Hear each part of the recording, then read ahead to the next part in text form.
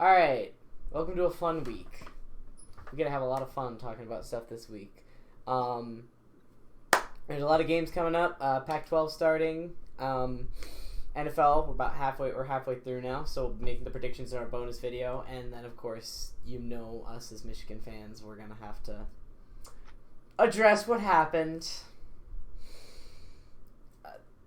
You realize neither one of us are wearing Michigan gear right now.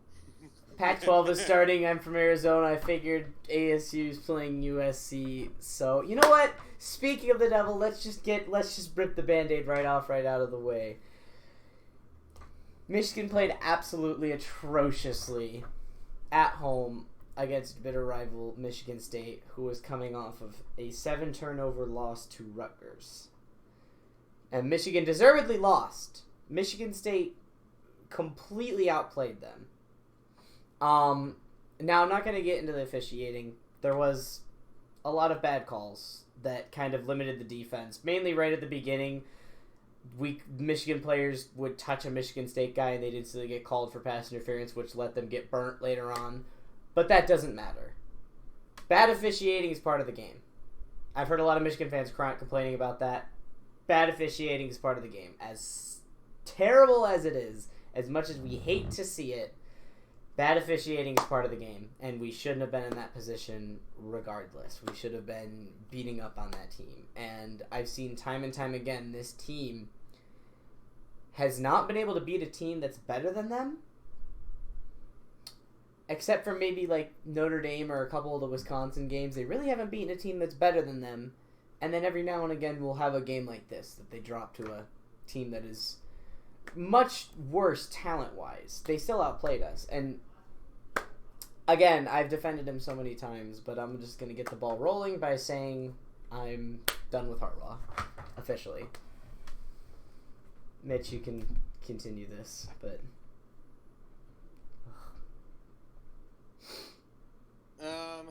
Well, for starters, hear me on this one, but, I am going to say this. Joe Milton did not look like the same quarterback against Michigan State they did against Minnesota. However, that does not change our offensive game plan, our defensive game plan, our defensive playing, our defensive play calling, our offensive play calling. Milton might not have been great.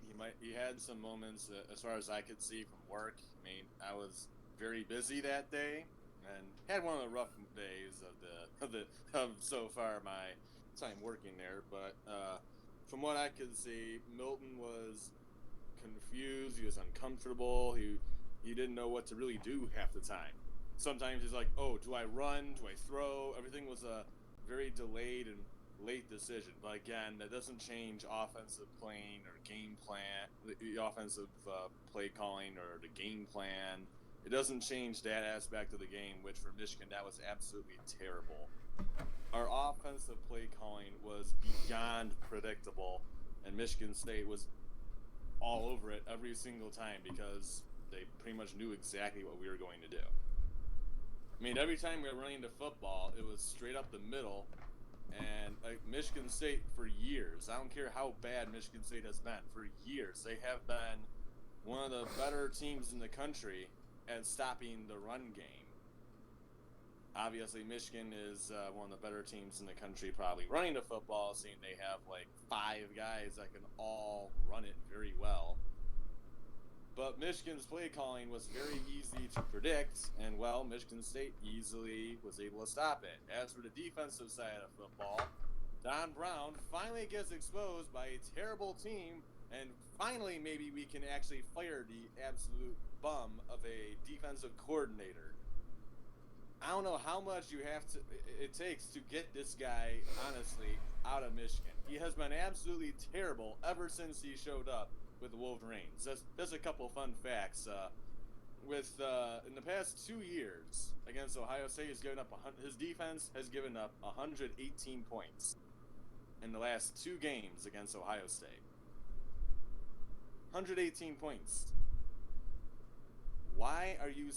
How is it you can keep your job if you're giving up 118 points in just 2 games?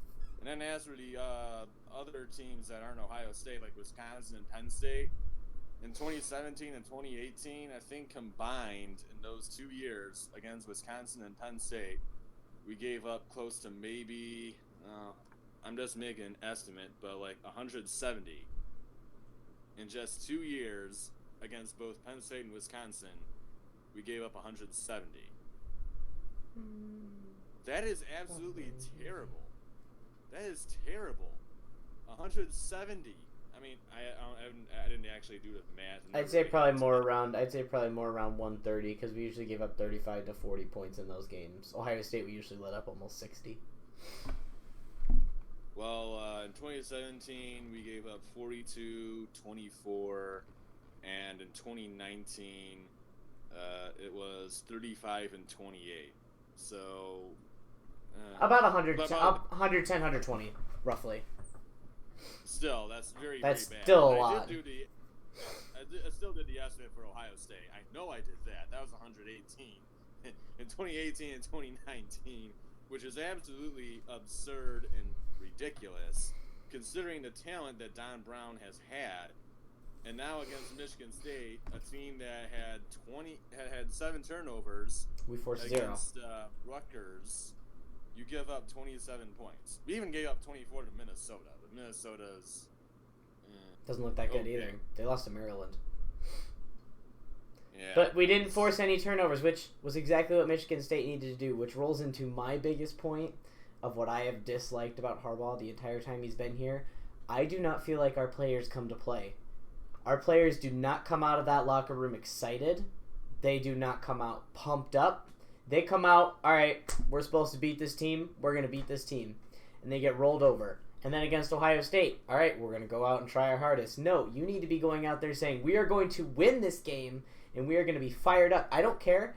Yes, you don't want to get cheap penalties, but at the same time, lay someone out in a rivalry game right off the bat. Right at the beginning of the game where it's kind of inconsequential, knock somebody on their butt. Lay them out. I have not seen any intensity from this Michigan team in pretty much any game they've played under Harbaugh. There's just no intensity, no fire, no desire to win. He just does not fire up his guys. And against Michigan State, who clearly came out fired up and came out ready to play, they were game planning for us that whole time. That's all they've been thinking about is 44-10, what we blew them out last year. That's all they've been thinking about. They've been game planning for this game. This is their biggest game of the season. Ohio State's a big rivalry to them too, but they don't care about Ohio State as much as we do. Michigan is Michigan State's biggest rival. They've been game planning for this ever since, and it showed. They knew what they were doing. They watched the film. They watched how Joe Milton played. They watched knowing that we like to run it up the middle every single time. And they came to play. They came out and outplayed us because they knew what we were going to do. The only drive that I think looked really good for Michigan was when Harbaugh started running it to the outside or having Milton throw it instead of running it up the middle twice and then being stuck on 3rd and 11 having to throw it. So it's just coaching has not been good for us.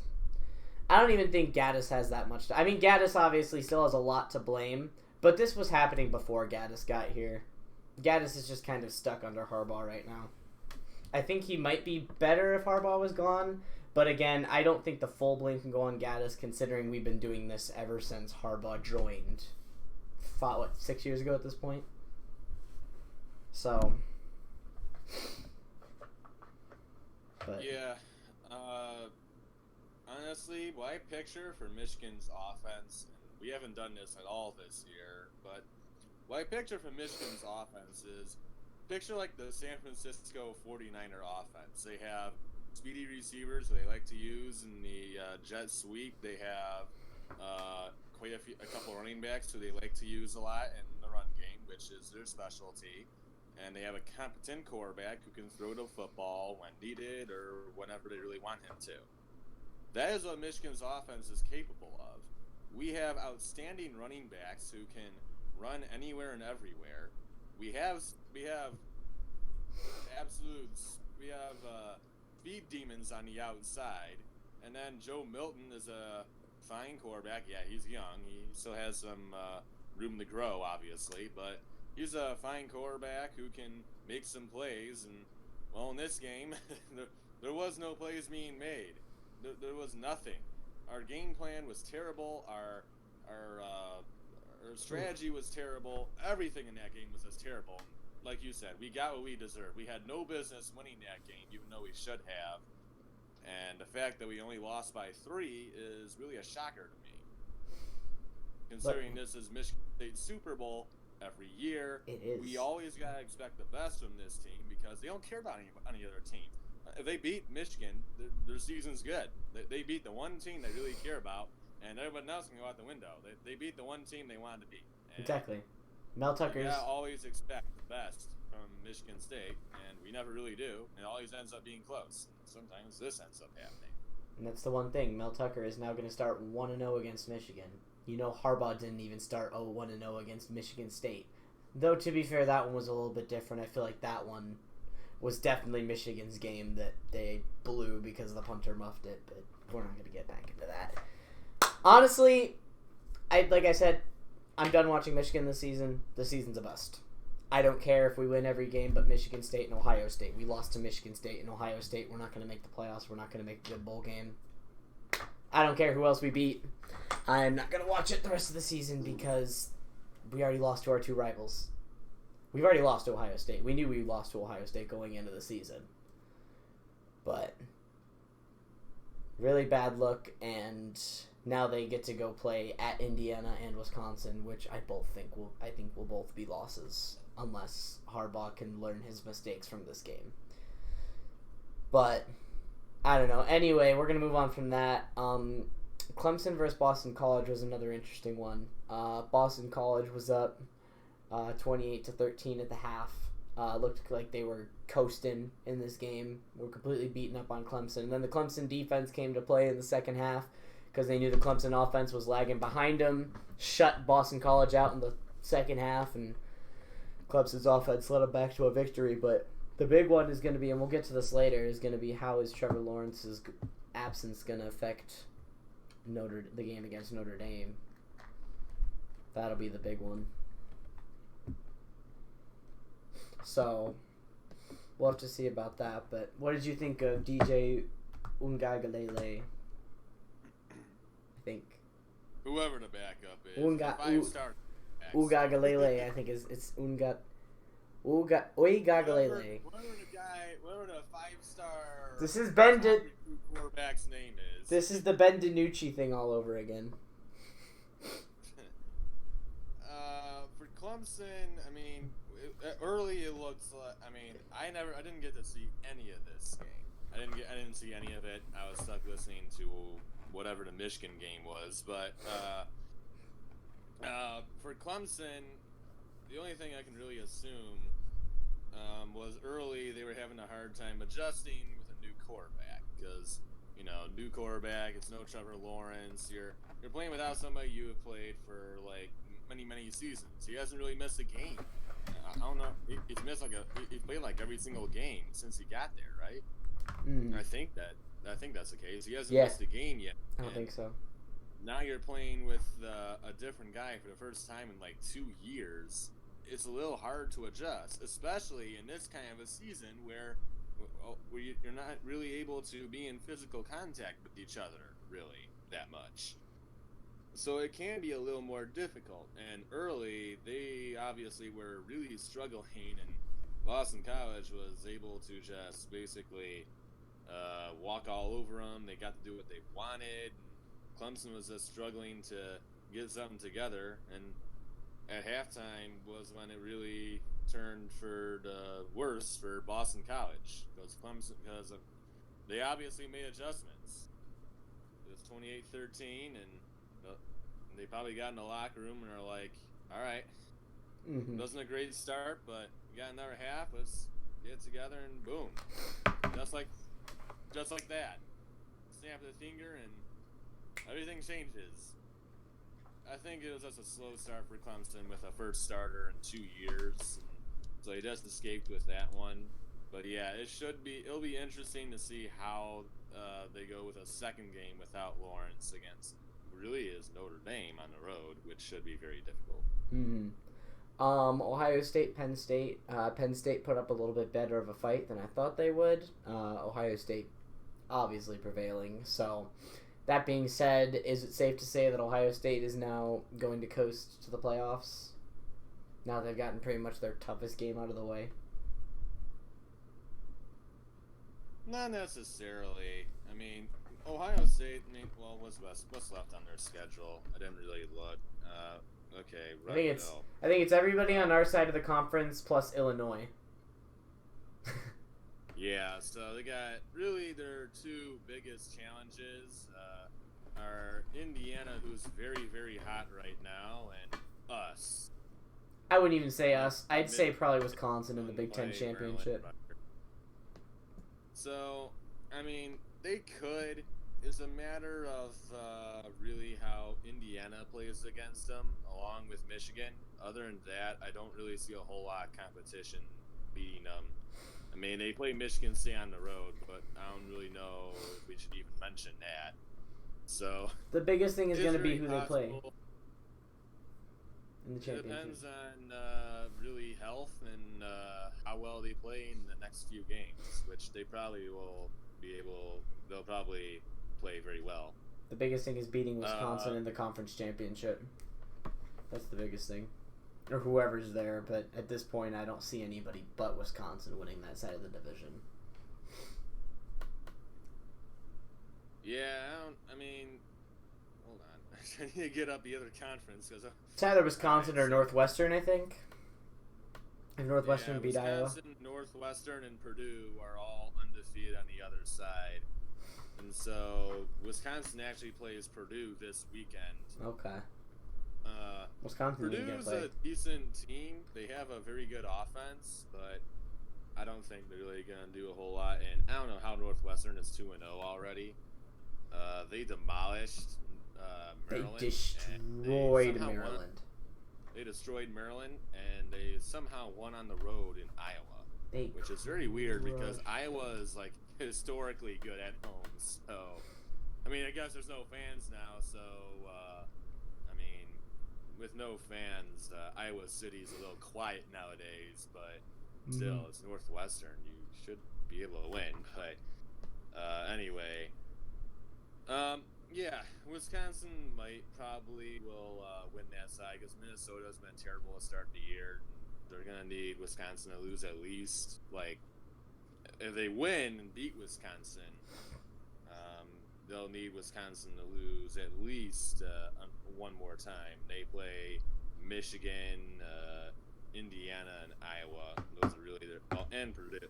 Their schedule isn't that easy, considering Northwestern and Purdue have had decent starts to the year. But I mean, I don't know. I wouldn't say they're gonna win it very easily, but we'll see. Let's just say that. All right. Since we took so long talking about Michigan, we're just gonna really quickly go through all these, and then we'll talk about the teams when we predict for their next games. Georgia very close against Kentucky, 14-3. Texas upsetting Oklahoma State, 41-34. That was a big game, honestly. That was fun. Texas over Oklahoma State. I really thought if Oklahoma State didn't play their best and didn't give it their best, and they had some they made some errors in that game. Texas took advantage and they got the win. That's a big one for the Longhorns, and really for the Big 12. That's a killer, and for Oklahoma State's a killer now. Yeah. Cincinnati destroying Memphis. Texas A&M playing very close with Arkansas, 42-31.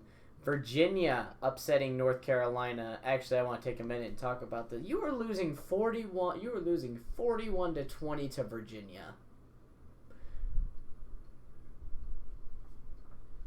What? North Carolina, what was going on? North Carolina has been one of the biggest disappointments of the season this year. And you could argue that Michigan might have been worse. No. Michigan has not been more of a disappointment than this. Florida State and Virginia. Those are their two losses right now. Florida State and Virginia. I think the two teams combined have like 4 wins. Yeah, 4 wins now. The two teams have 4 wins combined, and That's how many wins North Carolina has.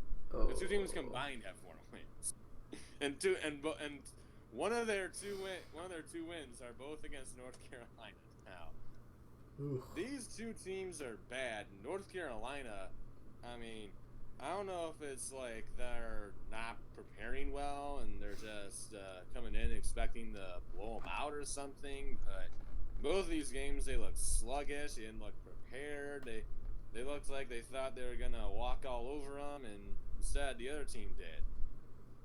Mm-hmm. West Virginia completely bombing Kansas State in a big upset win. Wasn't surprised that West Virginia won this game, but was surprised to see that they just destroyed them. Bombed them 37-10. I thought West Virginia would win this one, but I wasn't expecting it to be that ugly.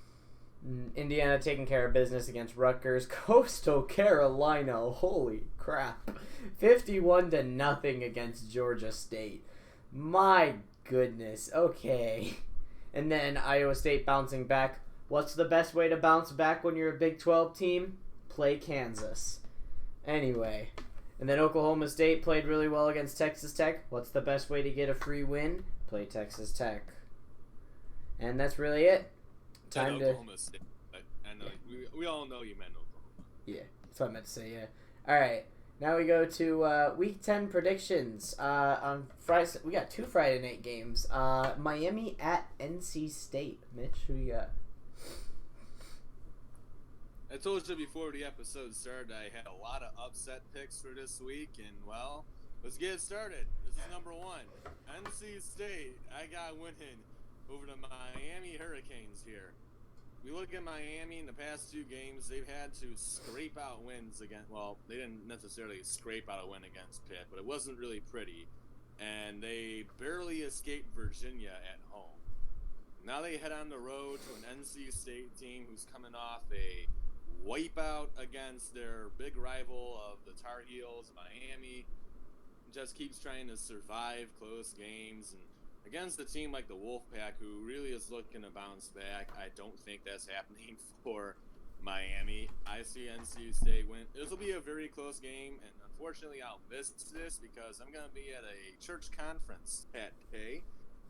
That night, and I'll be missing that entire thing. But that's going to be a really good one to watch. But I got NC State in a very close game. They pull off the upset here. I'll have it on the side while PCL Week 5 is going on. But, Miami and NC State, both teams that I think are not as good as their records say they are. I have NC State coming off of a blowout loss to North Carolina. I'm going to take the safe pick and go Miami in this one. All right, number 9 BYU against number 21 Boise State. Zach Wilson, a Heisman candidate later into the season. Do you think the Cougars keep running? The Cougars keep winning? I don't know a whole lot about BYU or Zach Wilson at all. But I will say, looking at his stats, they're really good. But you also look at BYU's competition: Navy, Troy, UTSA, Texas State, Western Kentucky, Houston. There's not really a whole lot of competition. Louisiana Tech. I don't know if I said that, but their competition has not been special. And if you think about last season, BYU pulled the upset on Boise State last year. Boise State was undefeated, and I think BYU, they upset them, I believe, on the road in Boise State. Oh, on the blue field. The stupid blue field. This year, Boise State, they're looking for revenge. They're undefeated too. They just got ranked. BYU's number 9. BYU is trying to get some sort of roll going, but the Broncos get I think it's the Broncos, right? Boise State Broncos. Yeah, the Broncos, they get the revenge on BYU. They take another upset this week. Told you I had a lot of upset picks, but Boise State pulls off the upset once again. Very close game. Unfortunately, I'm gonna miss both of them. All right. BYU is 7-0. Boise State is 2-0. 7 games versus 2 games with a really red-hot quarterback. I'm taking BYU in this one. All right. Number 23, Michigan. Should not still be ranked. Versus number 13, Indiana. I'll start this off. Indiana. Moving on. It'll still be close. I think it'll still be at least semi-close, but I'd give Indiana by a score. You know, I want to be a homer, but I also, I think I said this in another episode, but I want to be a homer, but I also want to be a realist. I don't want to be blind to reality. Indiana right now is rolling. They are on fire. I mean, Indiana has their highest ranking, I think, in quite a few years now. They're 13th in the country, and like I said before, they're rolling. They're on fire. Penix is looking very good. Now they're at home against a Michigan team that, well, just got their butt handed over to them by a not-so-good Michigan State team.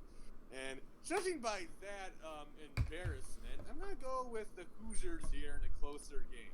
I think Michigan they'll make it close, but right now is not the time for the Wolverines to bounce back. And, well, I think after this and probably another loss against Wisconsin, I think it'll be at that point they'll probably just say, yeah, we're done with Harbaugh. And I am too. I'm done with the Harbaugh train. I'm done with the Don Brown train. Let's keep Gaddis for now because I think he's a decent coordinator. But as for Don Brown and Jim Harbaugh, just no. They're poised for a 3-5 season. Because look, you lose to Indiana, you lose to Wisconsin, you lose to Penn State, you lose to Ohio State. That's 4 losses. Add Michigan State, 5. Your only wins: Minnesota, Rutgers, and Maryland. And who knows if we even beat Rutgers? Who knows if we even beat Rutgers? Exactly. All right. Arizona State, USC at number 20, USC. Give me the upset. Give me the Sun Devils. Jaden Daniels, fresh off a pretty decent freshman year. I watched him play. I think it was Kent State. We watched him play a pretty crappy game. I don't know why we went to a September game in Arizona. That was probably the stupidest mistake we've ever done. Literally, I was drenched in sweat. But it was a fun game. Jaden Daniels looks really good. He led the team to an upset of Oregon last year, and I think he leads them to an upset of number 20 USC here. I'm kind of being a homer here, but give me my Sun Devils. I am not a Arizona State fan, but I don't hate them, but I don't like them either. That's another team for me. Same with USC. So really, I have no biased opinion here, and I'm gonna go with the Sun Devils. This is another. Like I said, I have multiple upset picks this week, and we're up to 3 now. If you guys are counting, we're up to 3. But honestly, I think USC has a decent team, and they have some nice, okay players. But Arizona State, every single year, they always come out and they beat some team. This year, they got a lot of new guys coming in. Herm Edwards is an outstanding head coach, and USC always comes out and just looks terrible every season. They have a lot of hype, and everyone says, oh, they got some nice players, and they do. They have some okay guys, but Arizona State's going to come out in this game, and they're going to shock some people. They're going to win this one by a score or 2. It'll be closer. It'll be a close game. I got Arizona State winning this one. All right, West Virginia at number 22, Texas. Mitch, who you got in this one? Are you rolling with another West Virginia upset, or are you taking Texas? I was about to say, I did go with the Mountaineers last week against Kansas State, and it worked. However, this week, I go with the Longhorns. I was like, oh my gosh, every game you're picking an upset at this point. No. I'm picking Texas to win this one. Again, this will be a very close game. There's going to be a lot of close games this week, and this is going to be a very fun week of college football. But Longhorns coming off that big win against Oklahoma State, I think this is going to be the turning point of their season. I think they're going to get some nice wins throughout here. I don't know what the rest of the schedule looks like, but I think the Longhorns should be, they should be able to win out the rest of the season here. And I think West Virginia is just the start to that. It'll be, again, a close game, but I got the Longhorns winning it in the end. I'm gonna have to agree with you there. I think I'm gonna take Texas in this one. Sam Ehlinger is a good quarterback, not an amazing quarterback, but I think they have enough at home to take out West Virginia. Welcome to the rankings. Number 25, Liberty at Virginia Tech. And you know what? I know it's at Virginia Tech, and I know I'd be stupid to take Liberty, but I'm taking the Liberty Flames. I'm taking the Liberty Flames in a huge upset over the Virginia Tech Hokies. They have played really well. They are on fire, 6-0. They played really well against Syracuse. Granted, that's Syracuse, but it's still a Power 5 team that they beat 38-21 in the Carrier Dome. So, honestly, I think Liberty sneaks out a very close 3-point win against Virginia Tech. Technically, this would be the upset and the other way around because Liberty is 25th in the nation, and Virginia Tech. The line is still be an upset in terms because Liberty has never really beaten like a big program. Virginia Tech is 14.5-point favorites, so technically it would be an upset. Yeah, technically. Line-wise, it's an upset. Yeah. And, well... Are you going with me or are you going against me? No, I'm going with you. I got the Liberty Flames and, well, I guess the upset.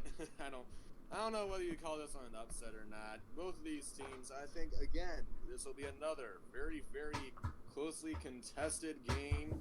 Virginia Tech has a lot of nice players, and Liberty is just on a fantastic roll right now. And I think, like you said, a 3-point win kind of thing. I think it'll be like a last-second field goal style win, something along those lines. It's gonna be down to the wire, last-second drive play to win it kind of game. Mm-hmm.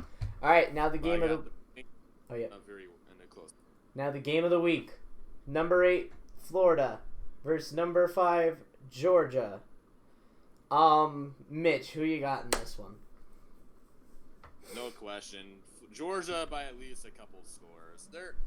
Florida, I'm sorry. Florida is not what people make them out to be. Georgia is about to, they won the past four meetings now against Florida. And every single time Florida always gets embarrassed pretty much. Every time Florida plays them, it's just a complete embarrassment of the Gators. And it's going to be the same thing again this year.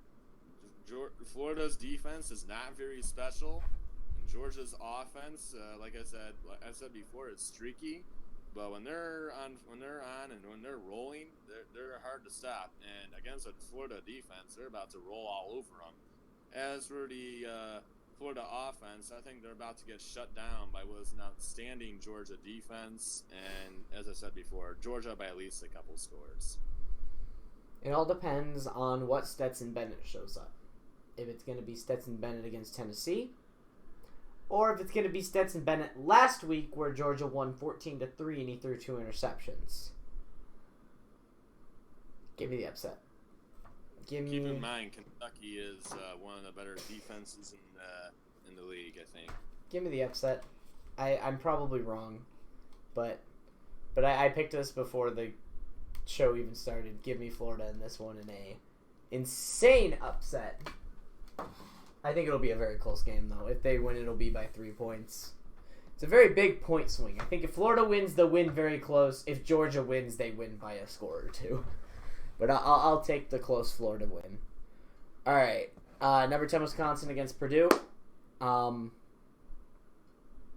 Give me Wisconsin in this one. I really don't have much other to say besides give me Wisconsin in this one. For Wisconsin, I don't know if Mertz is going to be... he won't be playing because Big Ten's the Big Ten. Oh, shoot. Mertz isn't playing because he tested positive. They got to wait 21 days because of the Big Ten protocols. So he actually will be out against Purdue, if I'm correct. No, he should be, yeah. Because he tested positive 2 weeks ago, right? And they didn't play against Nebraska because of all the positive tests. All the positive tests. But it's 21 days in the Big Ten, so there won't be any Greg Mertz. But this will be a really close game without their starting quarterback for Wisconsin, because they always have a terrible quarterback. And Mertz was the one guy who actually looked okay. I mean, but he looked okay. So that was a great start for Wisconsin. But now they're not even going to have that, and now they're playing Purdue, who has an outstanding offense. So give me a very close one, but Wisconsin will go on top of it. Oklahoma State at Kansas State. Do you think which one of these two teams coming off an upset loss bounces back? Kansas State coming off that big blowout loss to West Virginia. They're trying to rebound against an offense like Oklahoma State. Is not where you want to be at, and it's a bad situation for the Wildcats. I got the Cowboys winning this one by a score or two. It'll be closer again, but I think the Cowboys will be able to pull away late and secure a win. Yeah, I think Chuba Hubbard runs all over Kansas State, and Oklahoma State wins pretty easily. All right, Texas A&M, number 7 Texas A&M at South Carolina. Can South Carolina pull another upset like they did against Auburn earlier this season? South Carolina is a upset-like team. They pulled an upset against Auburn, who really sucks. They're not very special. Fair enough. And I really want to take South Carolina for an upset here. I really do, because I think South Carolina is capable of really pulling off the upset here.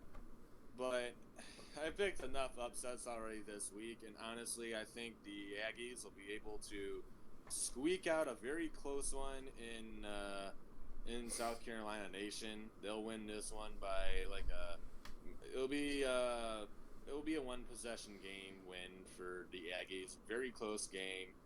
Gamecocks make it very close, but the Aggies and Kellen Mond will be able to hold on for win number 5 of the year. I'm with you on that. I'll take Texas A&M in a pretty close one. The big one, another big one. I don't know why this isn't the game of the week. Why did I make this one the game of the week? Clemson at Notre Dame. Is there any chance that Notre Dame upsets Clemson without Trevor Lawrence? Like you said, this is the game of the week. This is probably, you could probably argue that Bama, Georgia was one of the biggest games of the year, but really this is one of the bigger games of the year. Clemson doesn't have Trevor Lawrence. Notre Dame is undefeated. Whichever team really loses is probably out of the playoff. So really, this is a game for who makes it to the college football playoff. Because honestly, you look at the ACC, there isn't really a whole lot of competition. Sort of there is. A lot of those teams, honestly, I think are a little overrated. You look at North Carolina, they fell off a stinking cliff after losing to Florida State, losing to Virginia. Now they're all the way out of the rankings. And as for Miami, I think they are not as good as people think. And Notre Dame, I think, is a little overrated too. But at home against Clemson without Trevor Lawrence, Tigers. I'm gonna go with Clemson. Very close game. This is also gonna be a very, very fun game to watch. One of the better ones, probably the best one of the week. But I'm gonna give Clemson the slight edge and a very close win in South Bend. Now, it might be the end of the road if Notre Dame loses. But if Clemson loses without Trevor Lawrence and then comes back in the ACC Championship and throttles Notre Dame, or even just beats them with Trevor Lawrence, I think the College Football Playoff Committee will look at it and be like, all right, Trevor Lawrence was out. Then they avenge their loss in the ACC Championship against the same team with their quarterback back. I think Clemson deserves to be. I think Clemson will have a shot to get back in if they lose. Notre Dame will be a little bit trickier, but they definitely have to beat Clemson. But I'm going to take the Tigers in this one.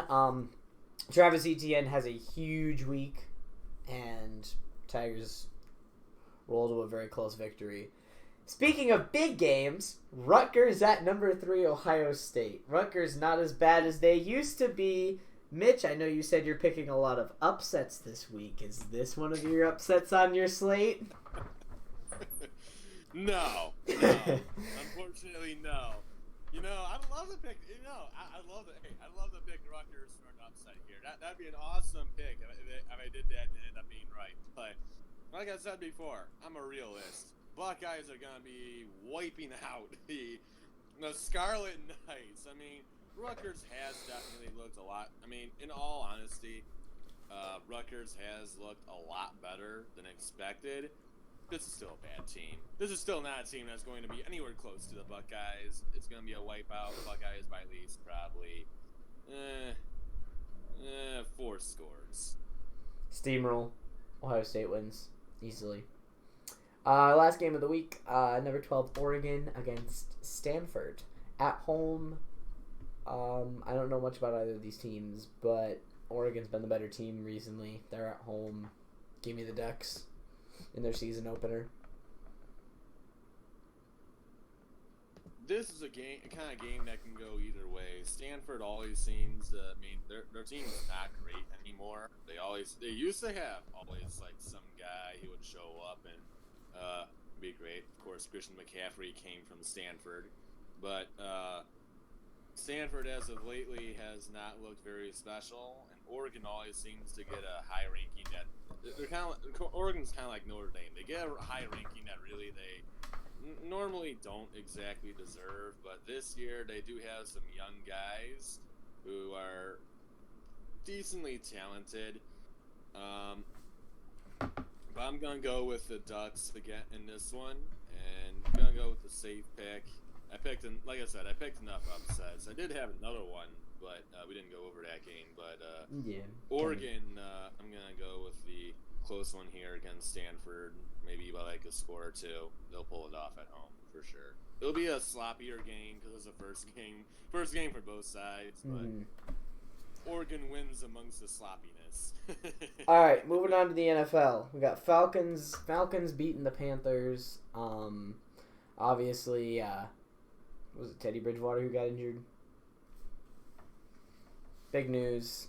I think it was Teddy Bridgewater that got injured for the Panthers, and that sucks.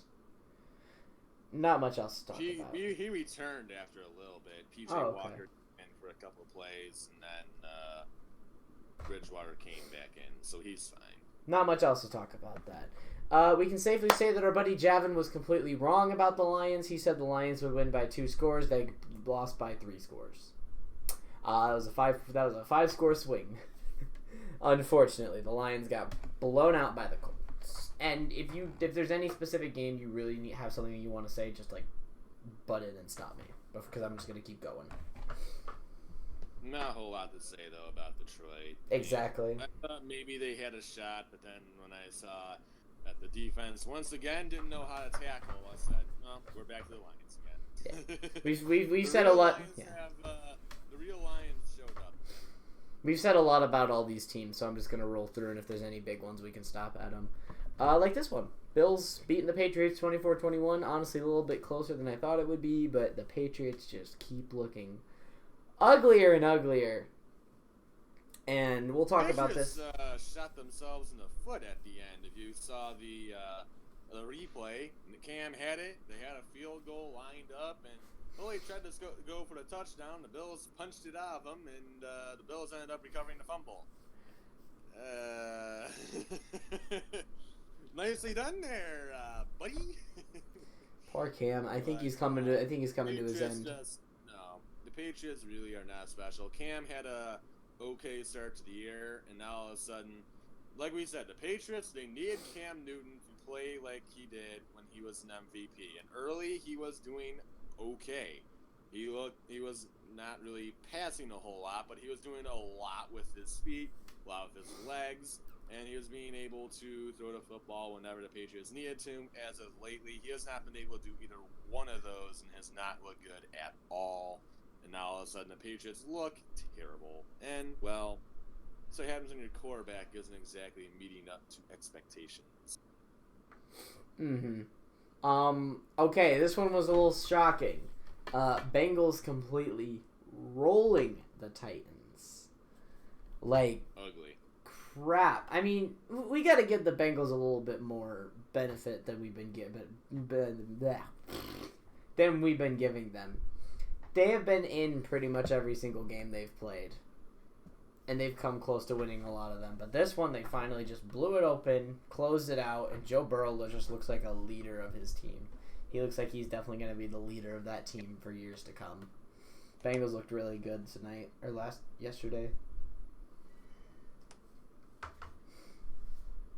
For the Bengals, Joe Burrow has been very, very good.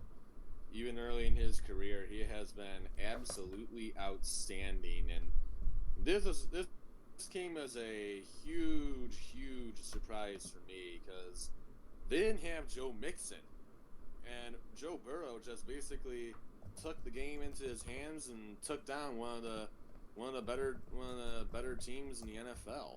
I mean, This is a playoff team. This team will probably make the playoffs, and they'll win the division easily. Said, okay, huh? I said they'll win they should win their division. Oh yeah. But Joe Burrow just basically decided, yeah, I'll take the game into my hands. And he just decided to basically, like I said, take the game into his own hands and win it for the Bengals. That's a huge win for Cincinnati, who has been struggling to find wins, and beating a team like Tennessee. Props to you, Cincinnati. That's impressive. Very impressive. Yeah, and that's really all that's to be said about that game. Raiders, ugly upset over the Browns. Vikings finally woke up, taking out the Packers. We'll go with. I'll cover both of those games, but for Raiders Browns, both those teams just looked idiots. Neither one of them could move the football offensively. It was just like whoever scores the last field goal wins, and then Raiders scored a touchdown. You basically just kind of thought, well, Browns are dead in water. But Cleveland didn't. I mean, once again, Baker Mayfield was average. He didn't throw picks, but he was kind of like Kyler Murray against the Panthers. He got gun shy. He didn't try to take risks. He just kind of took what the defense gave him. And your number one pick, that's not what you want. You want him to take chances. You want him to get better. Just taking what the defense is going to give you is not going to work. And this was not a good defense. Raiders have been one of the worst in the league at defending specifically the passing game. And the Browns were not able to really move the football through the air. No, they do not have Odell Beckham Jr., but you still have Jarvis Landry. And hey, you have Donovan Peoples-Jones, so you've got to be able to do something with that. He's a rookie, but, I mean, just wanted to mention Donovan Peoples-Jones on the field for the Cleveland Browns. And maybe might take over the number 2 spot with no Odell Beckham Jr. for the rest of the year. As for the Vikings against the Packers, finally, the real Minnesota Vikings have stood up for the first time this entire season and have exposed the Green Bay Packers. Honestly, finally, this is the Minnesota team everyone was waiting to see the beginning of the season. From the very beginning of the year, everyone was looking for this Minnesota team. Finally, we're seeing that Minnesota team. I don't know if it's too late or not, but Minnesota finally looked everything that that Minnesota fans were looking for, with great players on that offense. Dalvin Cook just exploded. Absolutely exploded. He went absolutely insane. If you saw, just listen to what he did to the poor Green Bay defense. He had 30 carries, 163 yards, 3 touchdowns. Then he had on 2 catches with 63 yards and a touchdown. He had a 50-yard catch for a score. I mean, it was let Dalvin Cook do his thing. Let Dalvin cook, right? That right? I mean, he basically just got to do whatever he wanted, whenever he wanted, and that was so much fun because I wanted to see the Vikings finally break out onto the scene at some point because really I knew they were better than 1-5, and beating Green Bay like that is a huge turning point for the Vikings this season. Also considering their next few games are gonna be the Lions, the Bears, the Cowboys, the Panthers, the Jaguars. That's 7 winnable games right there, guys. They can win all of those, honestly. We're being completely honest here. I think Minnesota has finally gotten themselves in the right track, and they look they're in a very good position right now. Mm-hmm. All right, next game. Not quite 4 times the amount of yards the Jets, only just a little over 2 times the amount of total yards than the Jets. 35-9. Kansas City fans are shaking their head. They only beat the Jets 35-9. Where are the 70 points? That's it. That's enough. Okay, Dolphins actually looked really, really nice against the Rams. It was the Dolphins' defense, though, that really won them that game. I mean, not that Tua was bad. Tua was very good for his start. But the Dolphins' defense was outstanding in that game. And just kind of stumped the Rams. I wanted to talk a bit about this game, too, because you were hearing this and I was talking about it before the episode started. But I had 2 teams at the beginning of the year who I thought both were going to have much better seasons than people thought. And that was your Arizona Cardinals and the Miami Dolphins. And so far, Arizona has been very, very impressive, as I expected. And Miami is turning it around, and they are looking significantly better this season. Specifically, I thought the Miami defense would look much better with a lot of guys on that defense that can play. And against the Rams, that was plainly evident. And, of course, Tua now the starter for Miami. He looked pretty stinking good. Myles Gaskin is a fantastic running back that Miami just came out of nowhere. I mean, they still have Matt Breida and Jordan Howard in that running game if they ever want to use either one of them. So they have depth at that position, and they have some nice receivers. I mean, Devontae Parker's a really good receiver. They have their tight ends pretty good. So Miami has options, and honestly, if they can keep playing at this kind of level, this is a playoff team. Yeah. Steelers Ravens. Next game though, I'm curious. This is gonna be a fun game next weekend on Sunday because the Miami Dolphins will be playing the Arizona Cardinals. I got the Cardinals in that one because I think it's in Arizona.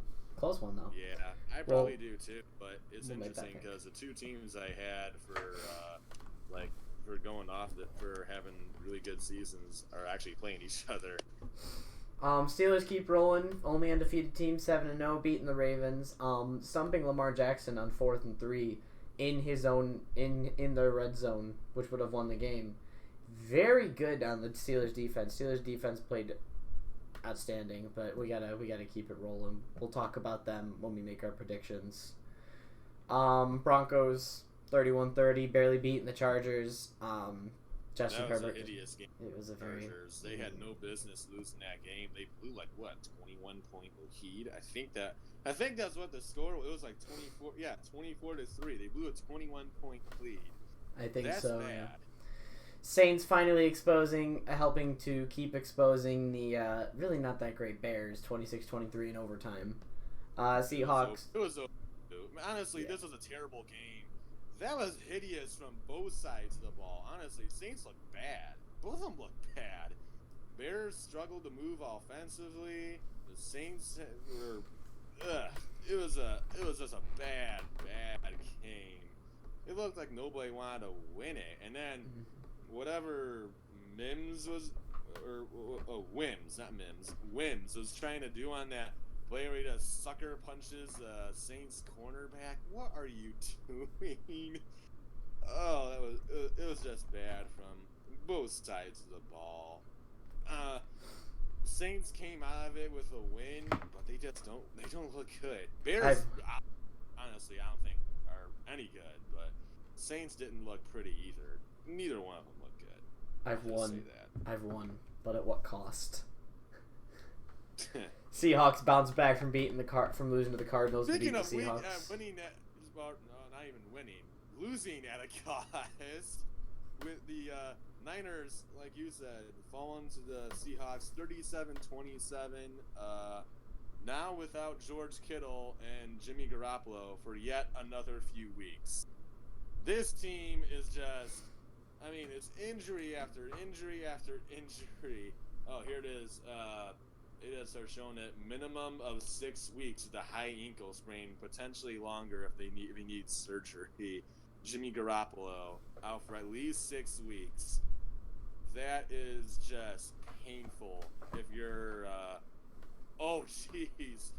Okay, now it's showing George Kittle missing at least 8 weeks with a broken bone in his foot.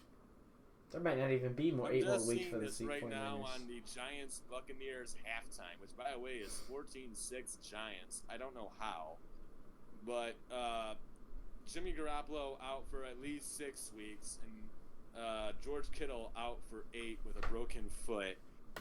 I think that pretty much puts the Niners season in just about a can. No Deebo Samuel, no Jimmy Garoppolo, no George Kittle. Your entire offense. Oh, and not to mention that, Raheem Mostert still out.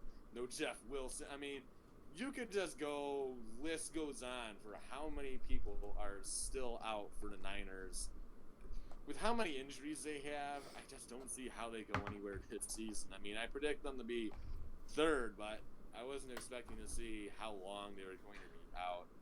I might have to change their win total for the year, but it is what it is for now. And speaking of injuries, Cowboys Eagles. That was so. There's two other teams with injury issues. It's not as serious as.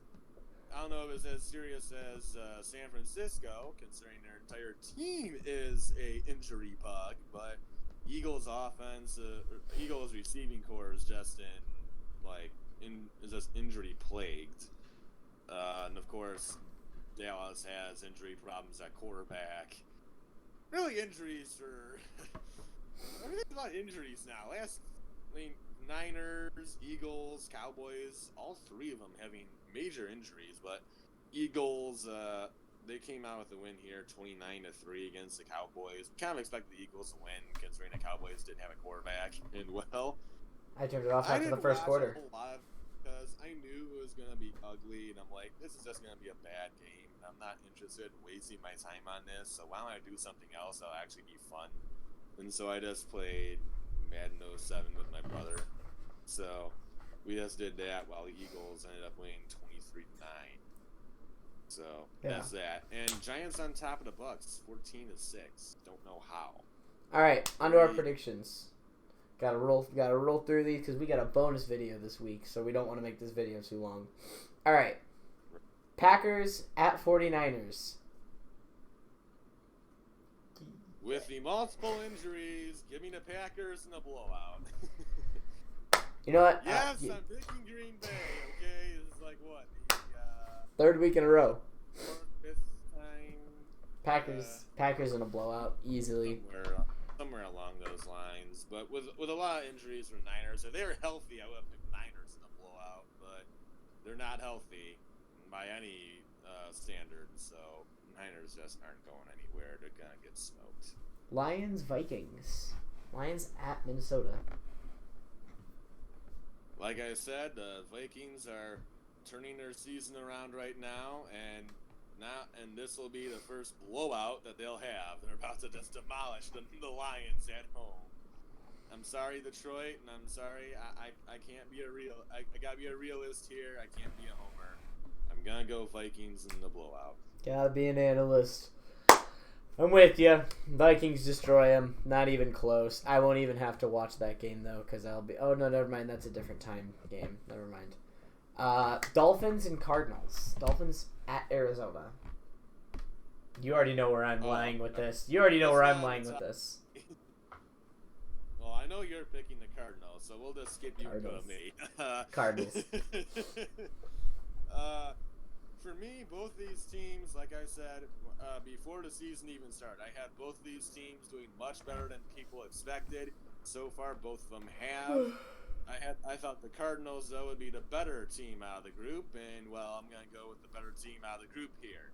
The Cardinals will win in a close game. It'll be fun to watch. These two are both on fire and looking to make names for themselves. But I got the Cardinals in a very close game, beating Miami towards the end. Oh God, the Broncos and the Falcons. Broncos, come on. Falcons are just so bad. They have no defense. Broncos, offensively, actually, they have some weapons, and their defense is significantly better than the Falcons. They're going to get this one. I mean, it could be closer.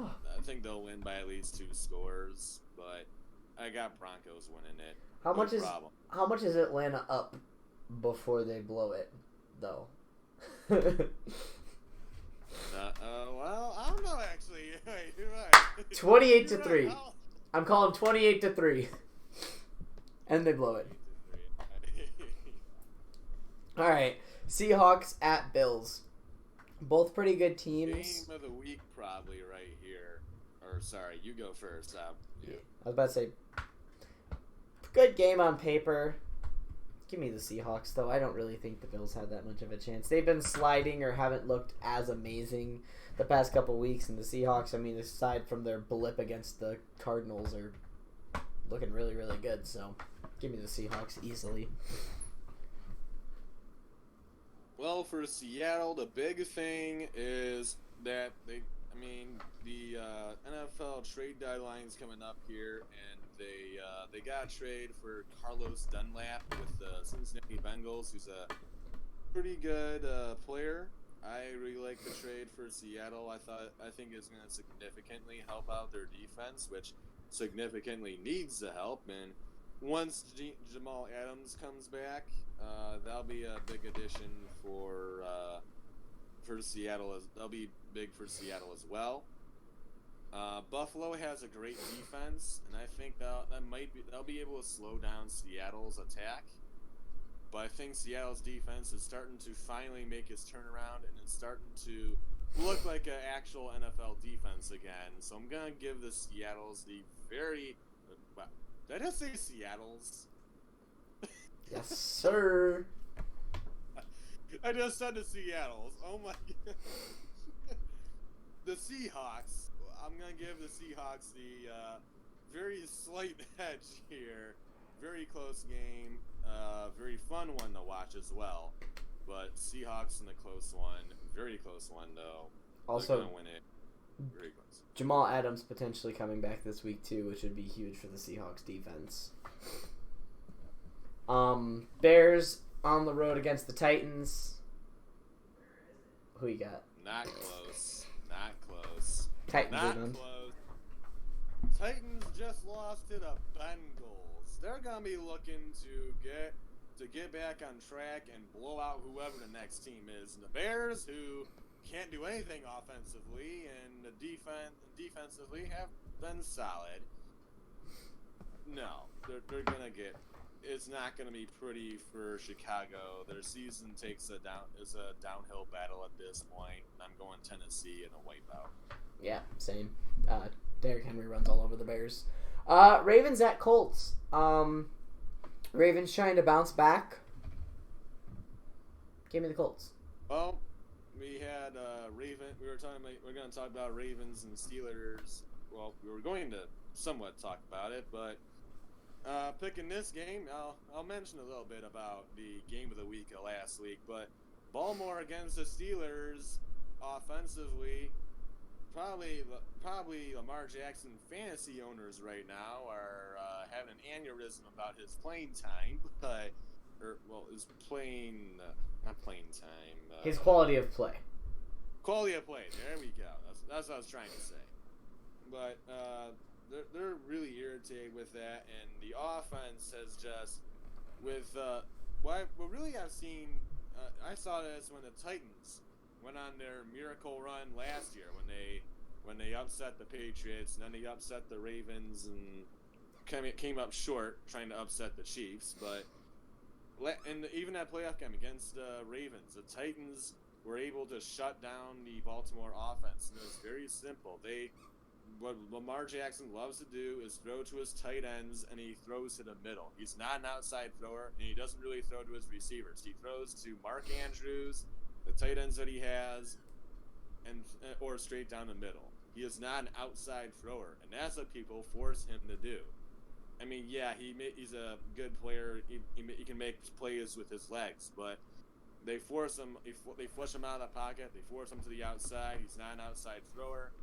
Then they bring some other guys in to go and get him before he takes off, and boom, you basically stopped the number one quarterback. I mean, defenses are figuring out how to shut down Lamar Jackson, and really for the Ravens, that's going to significantly hurt. Now, Baltimore's defense has been unbelievable so far and has kept them in games, but unless Lamar Jackson can start becoming a much better thrower on the outside, and doesn't much better thrower, period, Baltimore's going to be in some serious trouble down the road. As for their game here against the Colts, Colts have one of the better defenses in the country. But their offense is going to get shut down by Baltimore. I'm going to go with a low-scoring game, and Baltimore pulls it off in a very, very close one. Give me the Colts. Moving on. No explanation. Just, I have a weird gut feeling that the Colts are going to pull some weird miracle. I don't know. All right, Panthers at Chiefs. Give me the Chiefs. I'm not even going to explain further. Carolina Panthers will be getting supposedly will be getting Christian McCaffrey back this weekend. So Christian McCaffrey owners, you're going to be very happy this weekend. You're going to get your number one pick back, but it's not going to mean anything for the Panthers. McCaffrey being back will be nice, but it's not going to be obviously it's not going to be enough to top Kansas City. Give me the Chiefs, probably by a couple scores. Our next two games, we have some of the biggest battles of the 2020 Tank Wars. Giants at the Washingtons. The Washingtons. Just you know, like the Seattle. With how the Giants are playing this week, give me the Giants. Give me the Giants over the Washingtons in an upset. An upset. Fun fact for the Giants, Daniel Jones against Washington is so far 3-0. Make it 4-0. Giants in the close one against Washington. Still like to call them what they were before, but Daniel Jones stays undefeated against Washington, pulls off another win, and gives Giants number 2 on the year, or number 3 if they this one here against the Bucks, which would be weird. But okay. All right, again, next battle of the Tank War, Texans at Jaguars. I don't really think the Texans are tanking per se, but they have not had a great start to the season, playing pretty much all of the best teams in the league. That being said, the Jaguars are the Jaguars. Give me the Texans. Texans, like you said, have had an ugly, ugly start to the year, and it hasn't really gone how Houston planned. And I'm gonna go with Houston in a blowout. Houston has been very poor this year, but now their schedule starts to lighten up a little bit, as they'll have their next few games against the Jaguars, the Browns, the Patriots, the Lions, the Colts. So they have a little bit lighter of a schedule here. I think they'll try and maybe get a little bit of a turnaround this year and try to heal what has been an ugly, ugly season. So they'll blow out the Jaguars in this one, trying to get something going. Raiders at Chargers. Not really much to say here. I don't think the Chargers are looking that good. Raiders in a bounce-back win against the Chargers. Actually, no, they won last week. Raiders keep winning with a win against the Chargers. Chargers are, after that blown opportunity against the Broncos to pull off a win, I have no hope in them beating the Raiders. Las Vegas has too much talent for the Chargers to be trying to get a lead and then blowing it like they did against Denver. So I'm gonna go with the Raiders comfortably. Oh dear God, this next game is a blowout. Steelers at Cowboys. Give me the Steelers by a couple scores. Oh. Ben DiNucci gets ripped up by the Steelers defense. Oh, poor Dallas. Steelers at home too? Oh, no. Oh, I'm so sorry for you, Dallas. I'm not. I don't like That's, Dallas. Well, I know you're not. I'm not. I don't really care about the Cowboys, but that's rough. That's gonna be a tough one for Dallas. It'll probably be Pittsburgh by at least a couple of scores. Dallas's offense is not moving the ball, and their defense sucks. So Pittsburgh's about to put up a bunch of points on this team. Right. All right. Saints at Buccaneers. Brady versus Breeze. Breeze historically doesn't play well outside. Buccaneers are playing really well aside from tonight's game. Give me the Bucs. With the way the Saints played against the Bears, I think the Buccaneers right now are probably just looking ahead. They just got a pick, and so they're looking to probably turn it around against the Giants here. So really, Tampa Bay is a really, really good squad, and Saints just have not looked pretty this season, especially playing against the Bears last weekend. That was just an ugly game. They ended up winning because the Bears just suck. So I'm gonna go with the Bucs here by a score or two. Saints will try and make it close, but Bucs will come out victorious. Last game on one of my best friend's birthdays, Monday, November 9th. A really crappy game. The 2-5 Patriots at the 0-8 Jets. The Patriots have sucked. Jets remain winless. But the Jets are worse. Give me the Patriots. Poor Jets. They want to win. They don't want to end up like the Browns or the Lions. But join the 0-16 club. Right now they're not looking like they're